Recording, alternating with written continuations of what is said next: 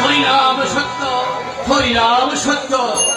যে নাম দিলে আমার গোবিন্দ হয় সন্তুষ্ট, সেই নাম নিয়ে আমি সদা সর্বক্ষণ ডুবে থাকি। আর মনে মনে ভাবি আমার থেকে শ্রেষ্ঠ ভক্ত এই জগতে নাই।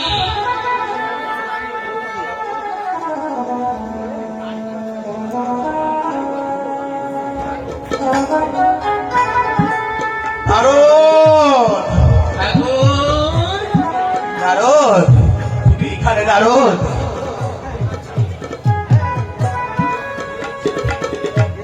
নারদ, আমি তখন থেকে তোমাকে শুয়ে বেড়াচ্ছি নারদ।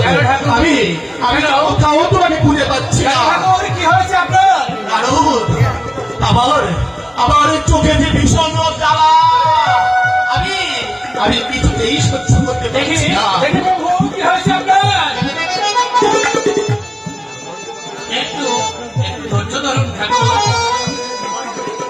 আমার মনে হয় একটু পরে আস্তে আস্তে সব নারদ না, আমার মনে হচ্ছে চোখটা বুঝে আমার একেবারে অন্ধ হয়ে গেছে। আমি যে কিছুতেই সহ্য করতে পারছি না। সে কি বিপদ হারিয়ে আমার কিসের বিপদ ঠাকুর? আচ্ছা প্রভু, কি হলে এই বিপদ থেকে আমরা মুক্তি পাবো ঠাকুর? তুমি একটা কাজ করো নারদ, তুমি শীঘ্র করে ওই মধ্য ধামে যাও। সেখানে আমার অনেক ভক্ত আছে। যদি কোনো ভক্ত স্বেচ্ছায় আমাকে একটা চক্ষু দান করে, তাহলে আমার সব জ্বালা দূর হয়ে যাবে নারদ। তুমি শীঘ্র করে মধ্য ধামে যাও। তার দেরি করার উপায় নেই। আমি এক্ষুনি মর্ত ধামে ছুটে যাব।